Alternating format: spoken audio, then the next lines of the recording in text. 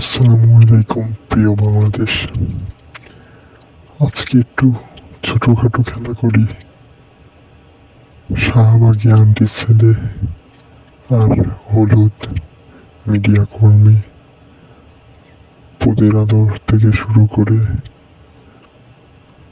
বালের বেলা সবাইকে একটু খেলাধুলায় আমন্ত্রণ জানিয়ে খেলাটা শুরু করি।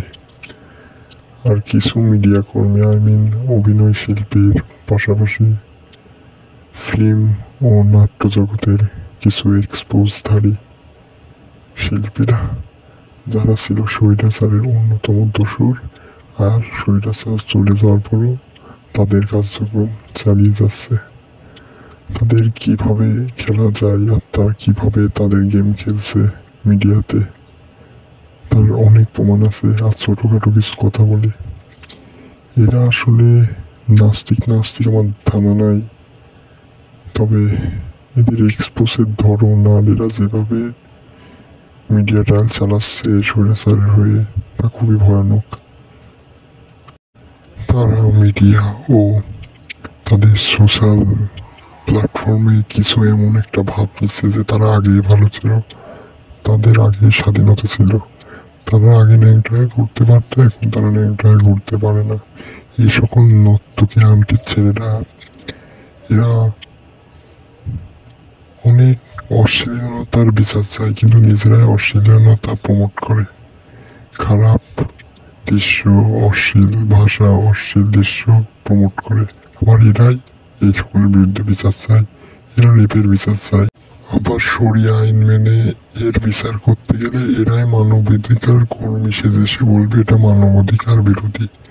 এরা ছোট কাপড় পরতে চায়, আবার ন্যাংটায় ঘুরতে চায়। আরে ভাই, তোদের মান সম্মান না থাকতে পারে, তোদের সম্মান না থাকতে পারে, আমার মা বোনের সম্মান আছে, আমার ছেলেপেলের সম্মান আছে, বুঝলি? তোরা আবার স্বৈরাচারের পক্ষে এমন একটা ভাব নিয়ে যেন ওরা তোদের আব্বু ছাড়া ওদের তোরা অচল।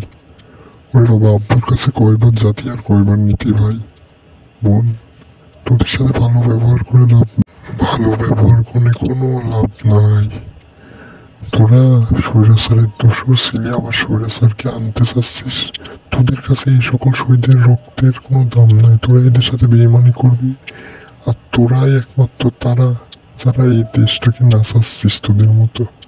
মানে আসলে তোদের আবার ধর্ম, যে ফ্যাসিস্ট ধর্ম, মুজিব সানার ধর্মের লোক তোরা, মুজিব ধর্মের, তোদের এই ধর্মের কবর তো বাংলাদেশে করা হয়ে গেছে। তোরা সাবধান হয়ে যা, তোদের অনেকের লিস্ট আছে, আস্তে আস্তে সব করে এক্সপোজ করা হবে। এই কাদা তোদের জীবন অন্ধকার করে দেবে শালা, খালি ওয়েট কর। তোদের বিচার এই জমিনেই হবে ইনশাল্লাহ, নাহলে পরবর্তী তো ফয়সালা হবে হাসরের ময়দানে। এই জন্য বলছি, আল্লাহকে ভয় কর।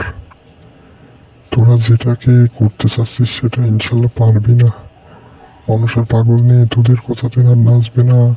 শাহবাগীর কবর হবে, সাথে তোদেরও কবর হবে। মিডিয়া কর্মী সাবধান হয়ে যাও।